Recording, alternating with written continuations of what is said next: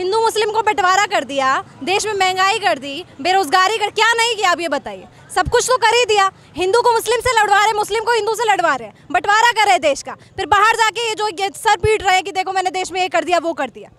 तो आपको नहीं लगता मोदी जी तो जीतेंगे? निश्चित तौर पर जीतेंगे मोदी जी। अभी जो विपक्षी एकजुटता की बात चल रही है ओवैसी को नहीं बुला रहे, तो इनकी आपस में एकजुटता है ही नहीं, तो मोदी जी को हरा कैसे पाएंगे? करके नहीं। मुस्लिम में हूँ, लोनी गाजियाबाद लोनी में मुस्लिम है। मेरी 32-33 साल उम्र हो गया, आज तक मैंने दंगा नहीं देखा है। और जी का मैंने दंगा देखा था। नाम क्या है आपका? मेरा विपिन कसाना नाम है। मैंने हर जगह दंगा देखा, वहाँ प्यार मोहब्बत से रहते। ये कहते हैं ना हिंदू मुस्लिम, जाके देख लो लोनी में जाके झंडा लेके जाओगे, श्री राम के नारे लगा। लोनी नहीं, देश के तमाम जगह घूम चुके, हम भी पत्रकार है, देश के तमाम जगह घूम चुके, हमें पता है क्या दिखाया जा रहा है टीवी में, क्या असलियत है, सबसे रूबरू है, सबसे वाकिफ है। तो फिर तो आप भी गलती दिखाते होंगे।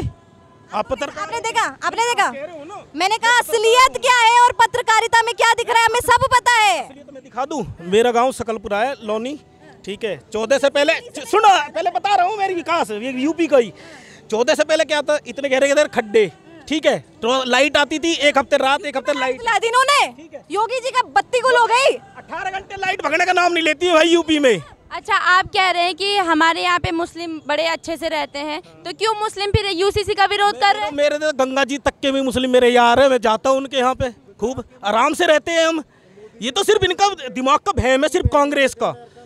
मैं बताऊँ ना, कांग्रेस का दिमाग का भ्रम है, उसको लिकाड़ना है हमें 24 में, और उसको लिकाड़ के फेंकेंगे। लेकिन मोदी जी के कार्यकाल में जो है निश्चित तौर पर हिंदू मुसलमान में लड़ाई आई है, फूट पड़ा है।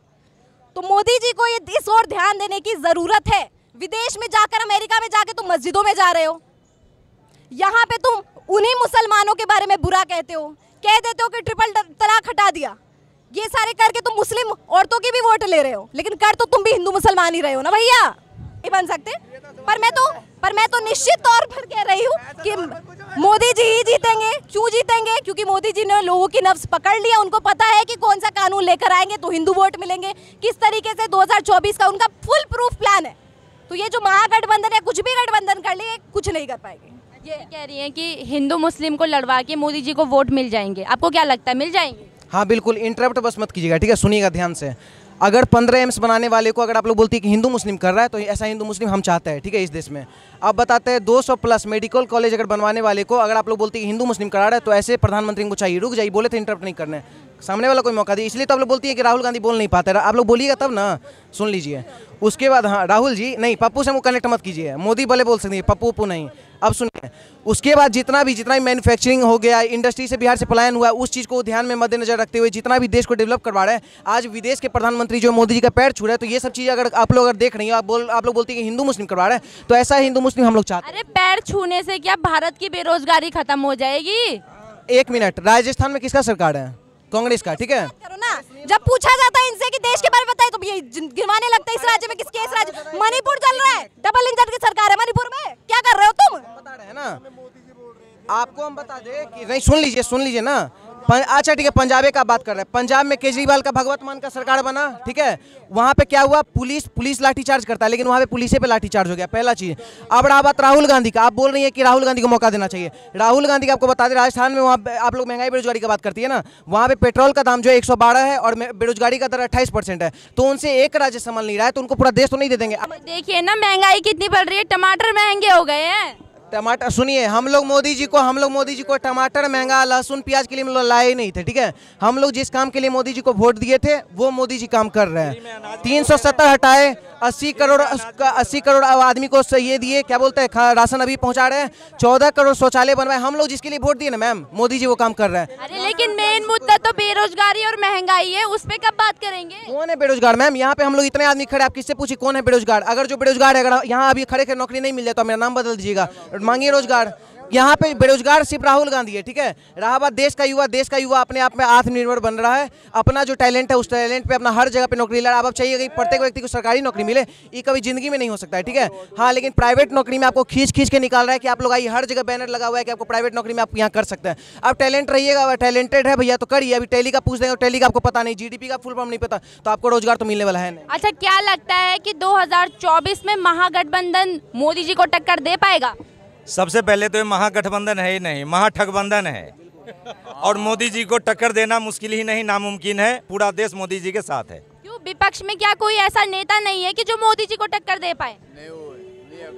अभी तो ऐसा कुछ है नहीं, और लगता भी है तो आगे आने वाले समय में मोदी जी के बाद योगी जी हैं। अरे इतने नेता हैं विपक्ष में, आप कैसे कह रहे हैं कि नहीं है? ऐसा नहीं कह रहे हैं कि नेता नहीं है, नेता हैं, परंतु मोदी जी के टक्कर देने के लिए कोई ऐसे व्यक्तित्व नहीं है। अगर मोदी मर जाएगा तो योगी पहले ही है। अगर मोदी मर जाएगा तो योगी है, जो काम निभा रहा है और पूरा संसद बना रहा है वो योगी आएगा। और दी मैडम वो जो कर रहा काम बिल्कुल ओके कर रहा। भले हम मर रहे हैं, रोटी के खांदे वांदे पर रहे, लेकिन बिल्कुल ओके है जो मोदी है। अच्छा, आप क्या करते हैं? मैं पुराने कपड़ों का काम करता हूँ। अच्छा, तो अब आपके पास है रोजगार, मतलब अच्छा घर आपका चल जाता है? मैम वो ओके, आपको कोई समस्या नहीं है महंगाई से? कोई मतलब नहीं है। जो महंगाई हो रही सबके साथ हो रही, हमारे साथ क्या होगा? इनको कोई समस्या नहीं है, जबकि ये मतलब मिडिल क्लास नहीं, गरीब फैमिली से बोली, इनको कोई समस्या नहीं है। लेकिन वो कहाँ गई? आईफोन वाली लड़की को बहुत समस्या हो गया इस देश में, ठीक है। यही तो इस देश का दुर्भाग्य है कि मुस्लिम को चाहिए हुकूमत, क्रिश्चियन को चाहिए हुकूमत, और जो हिंदू है ना उसको सस्ता पेट्रोल चाहिए। तो भाई हम लोग जिस काम के लिए लाए थे ना मोदी जी को कर रहे हैं, और यहाँ बेरोजगार महंगाई कुछ नहीं है, ठीक है। क्योंकि एक राज्य किसी संभल नहीं रहा है, जहाँ देखिए तहस नहस हो रहा है। आप लोग अगर चाहते हैं कि अभी देखिए एक जगह पे अभी बोले थे कि नफरत की बाजार में जो मोहब्बत का दुकान खोलेंगे, कर्नाटक में जीते, पाकिस्तान जिंदाबाद का नारा लगवा दिए, ठीक है। तो अगर ऐसा मोहब्बत है राहुल गांधी जी का, तो ऐसे मोहब्बत को पूरा इस देश का जनता जो लात मारता है। अच्छा, मोदी जी पे तो ये भी कहते हैं कि मोदी जी अनपढ़ है। मोदी जी अनपढ़ है? अनपढ़ नहीं है, वो चाय बेचने वाला है। मोदी जी अनपढ़ नहीं है, चाय बेचने वाला है। उसने पता जिस दफा वो था ना बहुत खतरनाक गुंडा था, लेकिन पता उसने क्या सोचा कि पाकिस्तान के अंदर मैं झंडा नहीं लगाऊंगा ना तो मेरे नाम से रहा, लेकिन आज पता है वो हीरा हो गया हमारे लिए। राहुल गांधी तो इतना पढ़ा लिखा है कि नहीं? राहुल गांधी तो इतना पढ़ा लिखा है, वो क्या कर रहा है? उसने क्या किया क्या इतना टाइम तक? अच्छा, क्या लगता है राहुल गांधी जी कब तक प्रधानमंत्री बनेंगे? नहीं बन पाएंगे, कभी नहीं बन पाएंगे। मोदी जी के सामने उनकी कोई कैपेबिलिटी ही नहीं है खड़े रहने की। वो बोलते हैं, आपने उनकी स्पीच सुनी है? क्या बोलते हैं उनको वही नहीं पता मैं क्या बोल रहा हूँ। राहुल गांधी के अंदर चला जाता है और राहुल गांधी केजरीवाल के चला जाता। ने किया था 50 लाख का पर्दा लगाया है, कहाँ उसके घर के अंदर से आया? हम गरीब आदमी रोटी जैसे मेहनत अभी है ना, 4 गठरी मैंने उठाई है, मैं 2 रुपए कमाने के लिए किस तरीके से। अरे केजरीवाल जी तो ईमानदार मुख्यमंत्री हैं, आप कैसे उनको बेईमान बोल रहे हैं? मुझे बताओ, वो है ना झापटे खा के वो अच्छा हुआ है। अच्छा, अगर ईमानदार नहीं है तो दिल्ली की जनता ने उनको दोबारा क्यों चुना? मैम लेकिन मैं बार कह रहा हूँ कि वो बार है ना, ये जैसे भाई ये खलीफा है, उनकी थप्पड़े खा के वो बड़ा हो चुका है। क्या लगता है क्यों, अगर केजरीवाल जी बेईमान हैं तो क्यों दिल्ली की जनता ने उन्हें दोबारा चुना? केजरीवाल जी बेईमान नहीं है, वो काम करना चाहते हैं, मगर उनको कोई काम करने नहीं देता। वो काम करना चाहते हैं। बिल्कुल। अच्छा, देखिए ये कह रहे केजरीवाल जी काम करना चाह रहे हैं लेकिन उनको काम नहीं करने दिया जा रहा है। ऐसा नहीं है, वो जो भी अगर काम होता है वो सब कुछ एलजी के ऊपर डाल देते हैं। जब उनको नहीं होता कि एलजी उनके दिमाग में एलजी के अलावा कुछ और नहीं रहता है। अगर उनको काम करना है तो कोई रोक ही नहीं सकता। मुख्यमंत्री के पास इतनी पावर होती है, और जो काम उनको करना था वो काम कर दिया उन्होंने। शराब घोटाला करना था कर दिया, ठीक है, और उन्होंने खुद ही कहा था, है ना, घर अपना बनाना था बना लिया, तो कहाँ रोका किसी ने? घर में सीएनजी के दाम इतने महंगे हैं, सिलेंडर के दाम कितने 1200 रुपए से ज्यादा हो गए हैं, तो इसमें सरकार को कम करना चाहिए और क्या करना चाहिए? आपको लगता है कि कम करना चाहिए? बिल्कुल करना चाहिए। तो साथ में ये भी तो देखिए ना, जनसंख्या बढ़ रही है। यही तो हमारे पास रहता है हमारे देश में, और काम क्या है नेता लोगों को? ये बोल देते हैं आबादी बढ़ गई है, आय बढ़ गया है तो महंगाई भी बढ़ाएंगे।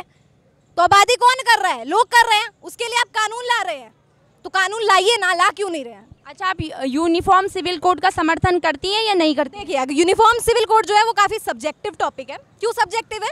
क्योंकि इसके 2 पक्ष है। अगर हम ला देते हैं तो आप टारगेट कर रहे हो मुस्लिम लोगों को, क्योंकि मुस्लिम लोगों को आप जान के कह रहे हो कि आपके शरीयत लॉ में ऐसा लिखा है, आपकी वजह से जो है यूनिफॉर्म सिविल कोड जो है वो लागू नहीं हो पाएगा।